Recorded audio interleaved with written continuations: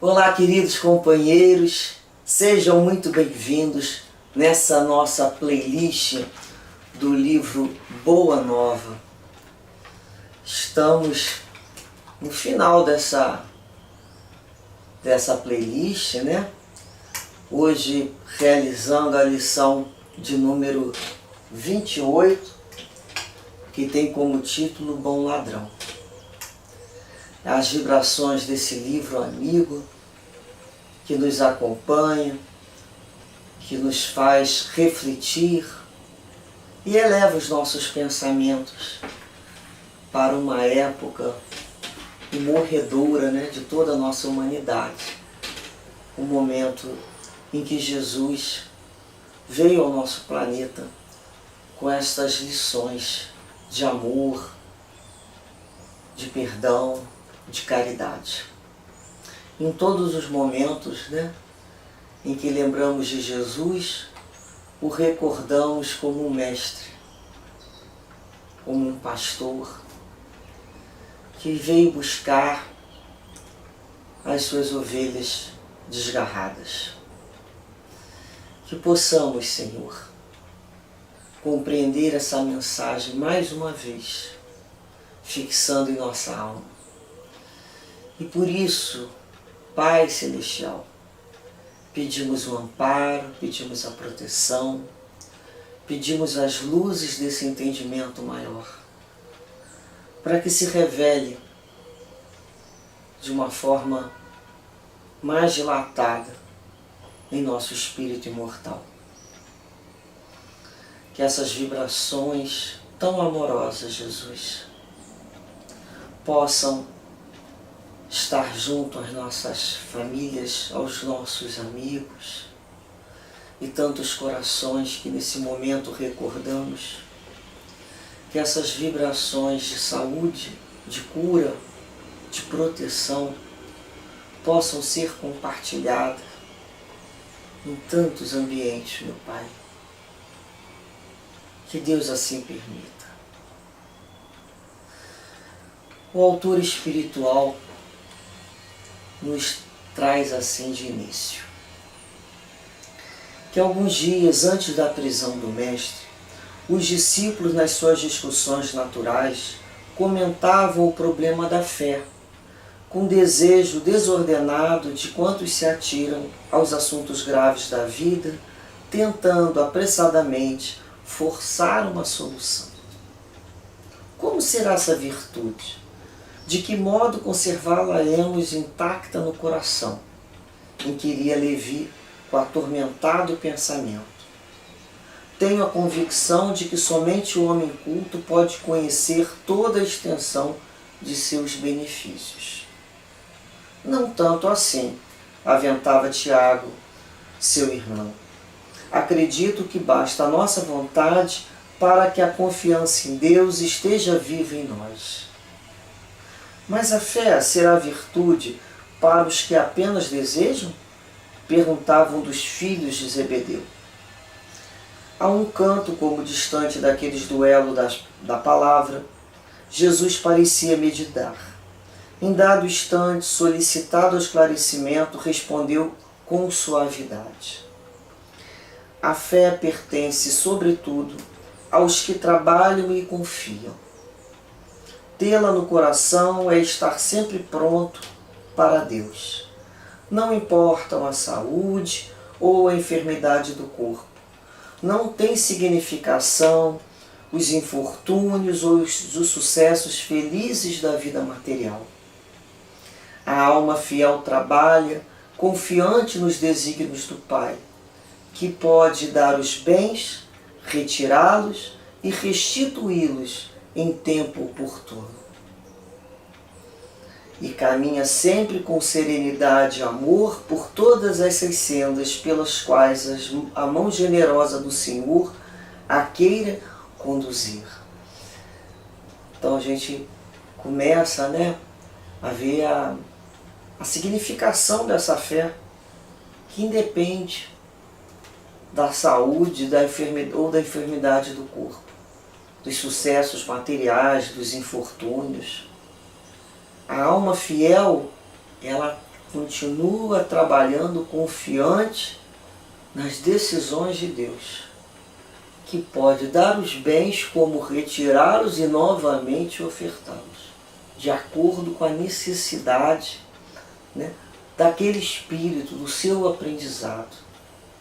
Sempre retornamos a essa questão que muitas vezes desejamos aquilo que interessa à nossa personalidade atual. Compreendemos como vitória, como glória, o sucesso que o mundo entende como sucesso. Esquecidos das nossas necessidades espirituais que muitas vezes não reconhecemos. Só Deus sabe o que realmente necessitamos, os nossos mentores e guias espirituais. Muitas vezes a nossa vitória será caminharmos serenamente, com resignação, diante dos sofrimentos do corpo,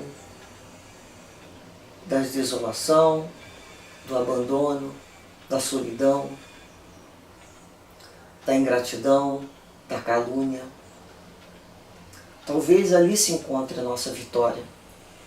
Palmilhamos na vida, né, com o objetivo de encontrar a vitória desta reencarnação, do que representa esse dia, vencendo as dificuldades.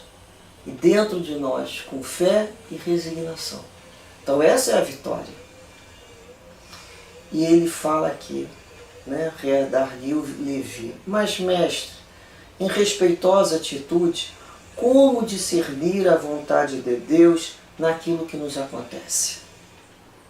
Tenho observado o grande número de criaturas criminosas que atribuem à providência os seus feitos delituosos e uma legião de pessoas inertes que classificam a preguiça como fatalidade divina. A vontade de Deus, além daquela que conhecemos através da sua lei e de seus profetas, através do conselho sábio das inclinações naturais para o bem, é também a que se manifesta a cada instante da vida, misturando a alegria com as amarguras, concedendo a doçura ou retirando-a, para que a criatura possa colher a experiência luminosa no caminho mais espinhoso. Ter fé, portanto, é ser fiel a essa vontade em todas as circunstâncias, executando o bem que ela nos determina e seguindo-lhe o roteiro sagrado nas menores sinuosidades da estrada que nos compete percorrer. Então é quando começamos a compreender que, independente da situação que nos oferte cada dia, né, nós teremos que executar dentro das opções o que for considerado nossa consciência como bem. Dentro da lei de Deus, dentro dos conselhos sábios, nós já começamos a discernir o que é certo. Então nós não viemos mais reencarnar para realizar a vontade da personalidade ainda egoísta e orgulhosa. Nós viemos para nos modificar, para aprender com Cristo. E a maioria dessas vezes iremos silenciar o nosso ego para fazermos aquilo que deve ser feito e não o que queremos, porque esse nosso querer, esse nosso coração ainda é muito deseducado, ainda tem um querer muito ligado a sensações, e nós buscamos desenvolver o sentimento, e um sentimento maior que é o amor. Precisamos caminhar dentro das leis de Deus. E essa é a boa luta que travamos dia a dia com esse espírito velho acostumado aos seus interesses mundanos e esse novo que buscamos nos atentar nos compreender e nos realizar. Entretanto, observou Tomé, creio que essa qualidade excepcional deve ser atributo do espírito mais cultivado, porque o homem ignorante não pode cogitar da aquisição de semelhante patrimônio. O mestre fitou o apóstolo com amor e esclareceu: todo homem de fé será agora ou mais tarde o irmão dileto da sabedoria e do sentimento. Porém, essa qualidade será sempre a do filho leal ao Pai que está nos céus. O discípulo sorriu e obtemperou: todavia, quem possuirá no mundo lealdade perfeita como esta? Disse o Cristo com bondade: ninguém pode julgar em absoluto, a não ser o critério definitivo de Deus. Mas se essa conquista da alma não é comum às criaturas de conhecimento parco ou de posição vulgar, é bem possível que encontremos no peito exausto dos mais infelizes ou desclassificados do mundo. É aquela alma sofrida, é aquela alma que está cansada de sofrer. Por isso ele veio, não para os sãos, mas para os doentes, para os sofredores. Então o apóstolo sorriu desapontado no seu cepticismo de homem prático. Dentro em pouco a pequena comunidade se dispersava, a aproximação no manto escuro da noite. Na hora sombria da cruz, disfarçado com vestes diferentes, Tomé acompanhou passo a passo o corajoso Messias. Estranhas reflexões surgiam-lhe no espírito. Sua razão de homem do mundo não lhe proporcionava elementos para a compreensão da verdade toda. Onde estava aquele Deus amoroso e bom, sobre quem repousavam suas esperanças? Seu amor possuiria apenas uma cruz para oferecer ao filho dileto? São as mesmas questões, A gente vê que eles possuíam as mesmas questões de acreditar que Deus estava sendo injusto. E Jesus nunca permitiu esse tipo de pensamento. Por que motivo não rasgava os horizontes para que as legiões dos anjos salvassem do crime da multidão inconsciente e furiosa o Mestre amado? Que providência era aquela que se não manifestava no momento oportuno? Durante 3 anos consecutivos haviam acreditado que Deus guardava todo o poder sobre o mundo. Não conseguia, pois, explicar como tolerava aquele espetáculo sangrento de ser o seu enviado. Amorável e carinhoso, conduzido para o madeiro infamante sobre os impropérios e pedradas.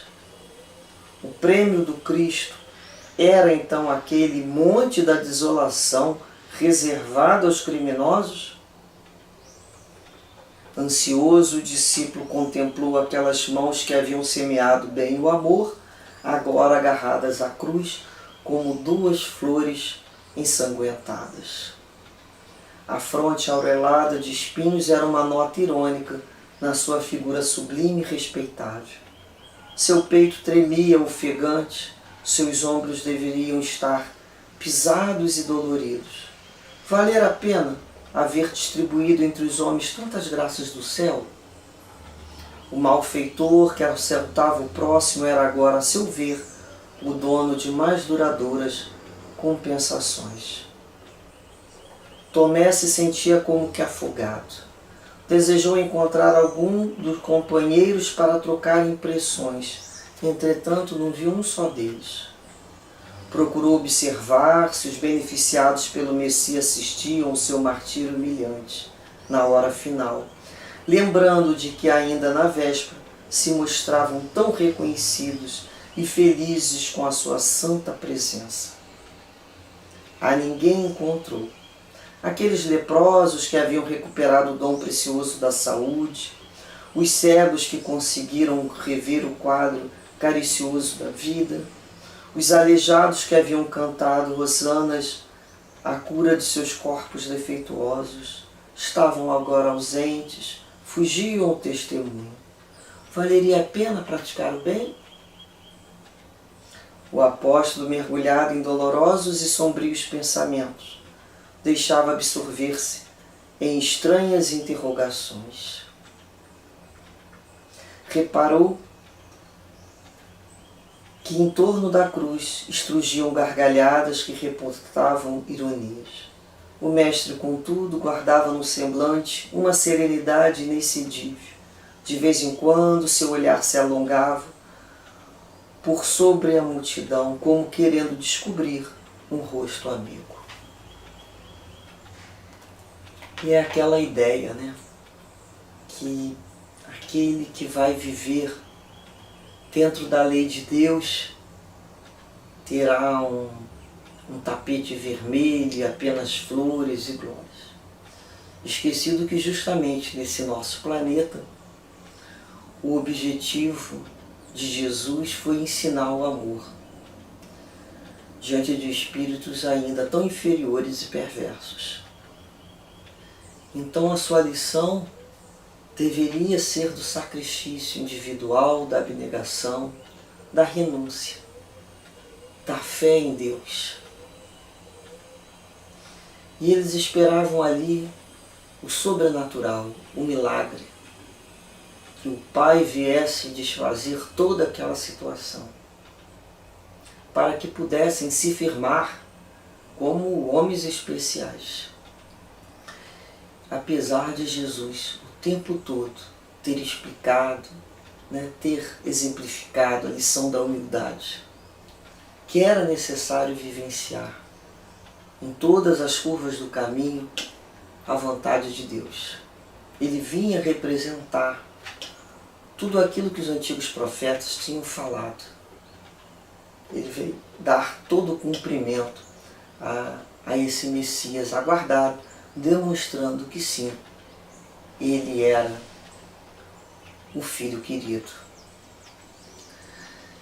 E aí, a gente vai olhar e observar aquele momento de tanto sofrimento, e ele buscando ali um rosto amigo. Que lição que nos fica. Sob as vociferações da turba amotinada, a Tomé parecia-lhe escutar ainda o ruído inovidável dos cravos do suplício, enquanto as lanças e os vitupérios se cruzavam nos ares. Fixou os 2 malfeitores que a justiça do mundo havia condenado à pena última. Aproximou-se da cruz e notou que o Messias punha nele os olhos amorosos, como nos tempos mais tranquilos. Viu que um suor empastado de sangue lhe escorria do rosto venerável, misturando-se com o vermelho das chagas vivas e dolorosas. Com aquele olhar inesquecível, Jesus lhe mostrou as úlceras abertas como sinal do sacrifício. Penosa emoção dominou a alma sensível do discípulo. Olhos enevoados de pranto, recordou dias radiosos do Tiberíades. As cenas mais singelas do apostolado ressurgiam ante a sua imaginação. Subitamente, lembrou-se da tarde em que haviam comentado o problema da fé, parecendo-lhe ainda ouvir as elucidações do Mestre com respeito à perfeita lealdade a Deus. Reflexões instantâneas lhe empolgaram o coração. Quem teria sido mais fiel ao Pai do que Jesus? Entretanto, a sua recompensa era a cruz do martírio. Absorto em singulares pensamentos, o apóstolo observou que o Messias lançava agora os olhos enternecidos sobre um dos ladrões que o fixava afetuosamente.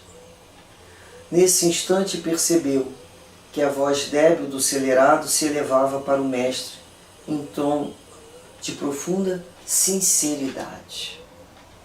Senhor, disse ele ofegante, lembra-te de mim quando entrares no teu reino. O discípulo reparou que Jesus lhe endereçava então o olhar caricioso, ao mesmo tempo que os seus ouvidos chegavam os ecos de sua palavra suave e esclarecedora. Vês, Tomé, quando todos os homens da lei não me compreenderam e quando meus próprios discípulos me abandonaram, eis que encontro a confiança leal no peito de um ladrão. Quieto, o discípulo meditou na lição recebida e, horas a fio, contemplou o espetáculo doloroso até o momento em que o mestre foi retirado da cruz da derradeira agonia. Começava então a compreender a essência profunda de seus ensinos imortais, como se o seu espírito fora transportado ao cume de alto monte. Pareceu-lhe observar daí a pesada marcha humana, onde tudo fica pequeno, né? Viu conspícuos homens da lei, chamativos, né? Sobraçando os livros divinos, doutores enfatuados de orgulho passavam eretos, exibindo os mais complicados raciocínios. Homens de convicções sólidas integravam o quadro, entremostrando a fisionomia satisfeita. Mulheres vaidosas ou fanáticas lá iam, igualmente revelando seus títulos diletos. Em seguida, vinham os diretamente beneficiados pelo Mestre Divino. Era a legião dos que se haviam levantado da miséria física e das ruínas morais. Eram os leprosos de Jerusalém, os cegos de Cafarnaum, os doentes de Sidom, os seguidores aparentemente mais sinceros, ao lado dos próprios discípulos, que desfilavam envergonhados e se dispersavam indecisos na hora extrema. Possuído de viva emoção, Tomé se pôs a chorar intimamente. Foi então que presumiu escutar uns passos delicados e quase imperceptíveis. Sem poder explicar o que se dava, julgou divisar ao seu lado a inovidável figura do mestre, que lhe colocou as mãos leves e amigas sobre a fronte atormentada, repetindo-lhe ao coração as palavras que lhe havia endereçado da cruz. Vês, Tomé, quando todos os homens da lei não me compreenderam e os próprios discípulos me abandonaram, eis que encontro a confiança leal no peito de um ladrão. Que lição difícil, né? Os próprios homens da lei não compreenderam que ele era inocente. Os seus próprios discípulos que estiveram com ele nos momentos das alegrias, das curas, né? Das situações mais inesquecíveis, como lições imorredoras, mesmo assim, quando tiveram que testemunhar a fidelidade, se dispersaram e ficaram indecisos, envergonhados. E como somos nós, quando convidados ao momento do nosso testemunho de amor a Jesus? Somos aqueles que disfarçamos a conversa, nos dispersamos, saímos de fininho, nos reparamos como verdadeiros beneficiados desse amor divino, desse Jesus, amigo insubstituível, amigo que nunca nos deixará sozinhos, mas como nós nos comportamos. E muitas vezes acreditamos que somos possuidores de uma fé robusta ou de uma fidelidade extrema. E quando o momento se apresenta, nesse momento caímos em nós mesmos, né, nas nossas dificuldades, e passamos a conhecer e perceber o quanto muitas vezes nós somos muito frágeis na hora da exemplificação. Que possamos então, né, agradecer a Deus a oportunidade bendita de mais uma reencarnação em que podemos testemunhar a fidelidade ao Cristo. Que possamos, Senhor, ter a nossa fé renovada, fortalecida,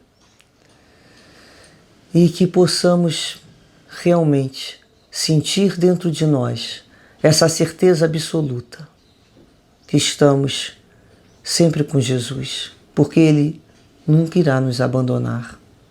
Que possamos, por nossa vez também, Senhor, dizer presente: eu sou de Deus, eu sou de Jesus.